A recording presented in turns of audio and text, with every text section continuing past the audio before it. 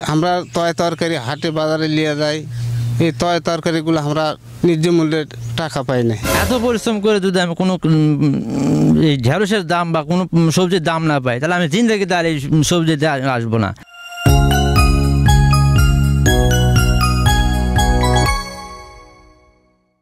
প্রিয় দর্শক বন্ধুগণ, আসসালামু আলাইকুম। স্বাগত জানাই কৃষিভিত্তিক ইউটিউব চ্যানেল এবং ফেসবুক পেজ নিখাদ অ্যাগ্রো ভিলেজের আজকের নতুন পর্বে। দর্শক, সাম্প্রতিক সময়গুলোতে আমাদের দেশে সবজির ব্যাপক দরপতন হয়েছে, আর এই দরপতনের কারণে আমাদের দেশে কৃষকরা ব্যাপক ক্ষতিগ্রস্ত হচ্ছেন। বিভিন্ন বাজার ঘুরে দেখা যায় যে করলা, ঢেঁড়স, বরবটি, বিভিন্ন সবজির যেগুলো কাঁচা সবজি, সেগুলো সমস্ত সবজিরই প্রায় দাম ব্যাপকভাবে কমে গেছে। আর এই যে ব্যাপকভাবে দাম কমার কারণে আমাদের কৃষকরা তাদের যে সবজি উৎপাদন করতে যে খরচ, সেই উৎপাদন খরচই তারা তুলতে হিমশিম খাচ্ছেন।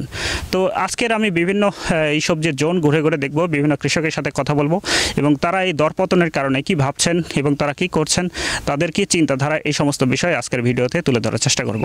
আশা করছি ভিডিও শেষ পর্যন্ত আপনারা সবাই আমাদের সাথেই থাকবেন।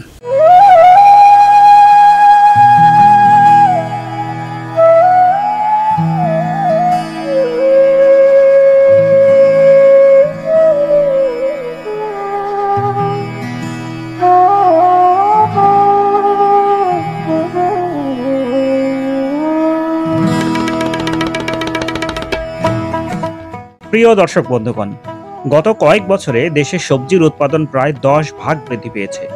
একটা সময় ছিল যখন শুধুমাত্র রবি মৌসুমে কিছু সবজি উৎপাদিত হতো, কিন্তু বর্তমানে প্রায় সারা বছরই সবজি চাষ করা হচ্ছে। এতে সবজি উৎপাদনের বিশ্বে বাংলাদেশ তৃতীয় অবস্থানে উঠে এসেছে। কিন্তু সবজি সংরক্ষণ, বাজারজাতকরণ ও রপ্তানিতে আমরা তেমন উন্নতি করতে পারিনি। এর কারণে আমাদের কৃষক ভাইয়েরা সবজির যথাযথ মূল্য পাচ্ছে না, তারা বারবার হতাশ হচ্ছেন। প্রায় 50,000 টাকা খরচ হয়েছে আমার এই 50 শতক জমিতে। এখন বিক্রি করতে যাব, সেই বিক্রি করার সময় যা পণ্যের দাম নেই, ঢেঁড়সের দাম নেই। সে ঢেঁড়স নিয়ে যায় এমনি দিয়ে আসা লাগে কেজিকে 5 টাকা। যখন ঢেঁড়সের দাম কোনো পণ্যের দাম বেড়ে যায়, কমিটি বা মিডিয়া এই সব নিয়ে খুব তোলজোড় শুরু করে, আর কমিটি গঠন করে দেওয়া হয়। এখন ঢেঁড়সের দাম নেই। এখন এই ঢেঁড়স বিক্রি করতে গেলে তার আমার কামড়া খরচ ওঠে না, তোলার খরচ ওঠে না, সেই ঢেঁড়স নেওয়ার লোক নেই। এখন ঢেঁড়সের দাম কমছে, কই সেই কমিটি? আমি করলা লাগাচ্ছি 16 শতক জমি, করলা জমি লাগাচ্ছি। করলা জমি প্রথম থেকে শেষ পর্যন্ত আমার 20,000 টাকা খরচ। এই 20,000 টাকা খরচ ওখানে যায়। আমি এখন করলা ওঠার সময় ঈদের পরে করলে উঠেছে, করলে ঈদে বাজারে বিক্রি হয়েছে 800-900 টাকা বাজারে বিক্রি করেছে মনে হচ্ছে। আর আমার যে করলার জমির খরচ হচ্ছে 20,000 টাকার মতো খরচ আছে। তাতে সপ্তাহে আমার 2 মণ, 2.5 মণ, 3 মণ করলা ওঠে। এই 800-900 টাকা মন বেঁচে, তাতে 20,000 টাকা তোলা সম্ভব নয়। আর এ তো ওদের তাপেতে মানে গাছ একবারই নষ্ট হয়ে তাড়াতাড়ি নষ্ট হয়ে যাচ্ছে। প্রিয় দর্শক বন্ধুগণ, যে কোনো কাঁচামাল, বিশেষ করে কাঁচা তরি তরকারি, এটা যদি বাজারে যদি সরবরাহ যদি বেশি থাকে তাহলে দাম কমে যায়, এটাই স্বাভাবিক। কিন্তু সামগ্রিক অর্থে আমাদের কি আসলেই কি বাজারে কি সবজির ব্যাপক সরবরাহ হয়েছে? হয় নাই। কারণ আমাদের দেশে যে পরিমাণ চাহিদা, আমাদের দেশের সবজির বাৎসরিক চাহিদা প্রায় 110 লাখ মেট্রিক টন, সেখানে মাত্র আমাদের উৎপাদন হয় 48 লক্ষ মেট্রিক টন। তাহলে বোঝাই যাচ্ছে যে আমাদের সবজি উৎপাদনে কিন্তু আমরা এখনও আমাদের চাহিদার তুলনায় অনেক পিছিয়ে আছি। তারপরেও আমাদের বাজারে যখন সবজিগুলো যাচ্ছে তখন কৃষক দাম পাচ্ছে না। এর কারণটা কি? এই কারণ জানতে আমি কথা বলেছিলাম বেশ কিছু কৃষকদের সাথে, বেশ কিছু ব্যাপারীদের সাথে, বেশ কিছু সবজি ব্যবসায়ীদের সাথে। চাষ এখন আমি যদি চাষ করি, হয়তো পাশে আরেকজন আছে, তাই দেখে সেই জমি চাষ করছে, যার কারণে বেশি হয়ে গেছে। বেশি হওয়ার কারণে এখন বাজারে এসে সঠিক আমরা ন্যায্য মূল্যে দাম পাচ্ছি না। আজকে আমরা যে সিম বিক্রি করলাম, দাম মোটামুটি স্বাভাবিক আছে, আর অন্যান্য সবজিগুলো দাম একেবারে কম। এতে করে আমরা খুব লসে আছি। কীটনাশকের দাম বেশি, সারের দাম বেশি, সব কিছু খরচা বেশি। এখন এই মুহূর্তে সবজির দামটা কম কেন আপনার? এখন উৎপাদন বেশি হচ্ছে, সেখানে দাম কমে গেছে, বাজার কমে গেছে। উৎপাদন বেশি হচ্ছে, এখানে দাম কমে গেছে। তো সবজি উৎপাদন আমরা বেশি করার পরে যদি আমাদের দাম কমে যায়, তাহলে তো উৎপাদন কম করাই ভালো। আপনি কি মনে করেন? উৎপাদন কম করা ভালো না, উৎপাদন বেশি করা ভালো, কিন্তু এগুলো প্রসেসিং করা লাগবে, সংরক্ষণ করা লাগবে, বাইরে রপ্তানির একটা ব্যবস্থা করা লাগবে, তাহলে কৃষক বাঁচবে।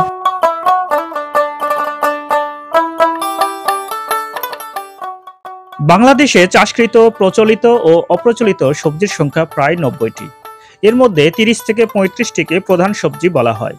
দেশে যে পরিমাণ সবজি উৎপন্ন হয় তা দিয়ে মাথাপিছু 125 গ্রাম সরবরাহ করা যায়, কিন্তু একজন সুস্থ মানুষের জন্য প্রতিদিন প্রায় 220 গ্রাম সবজি প্রয়োজন।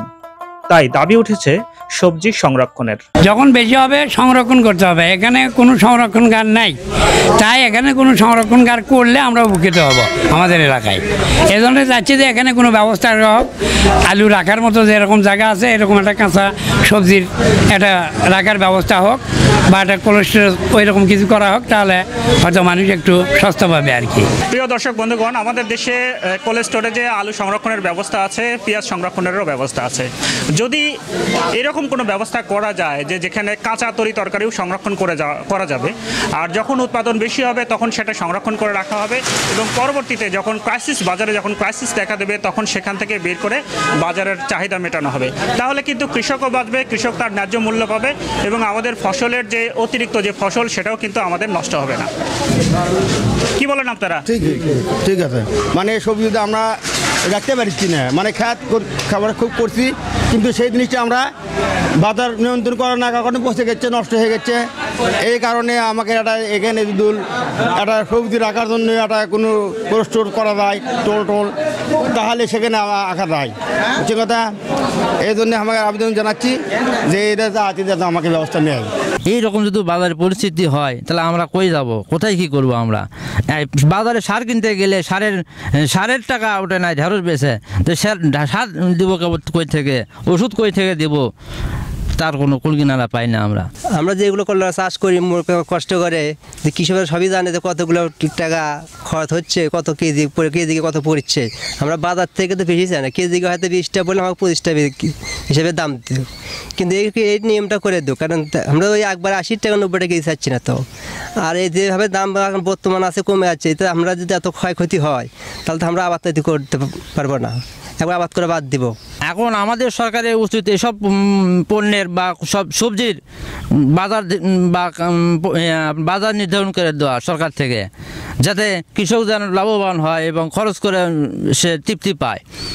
আর এই রকম যদি বাজার পরিস্থিতি থাকে তাহলে আমি আসলে সব পোড়া ওষুধ দিয়ে দেবো, কারণ এখানে আর আমি আসবোই না তুলতে জমিতে, কারণ আমার এখানে ঘাটতি হচ্ছে, আমার লস হচ্ছে, আমি অনেক পরিশ্রম করছি এখানে।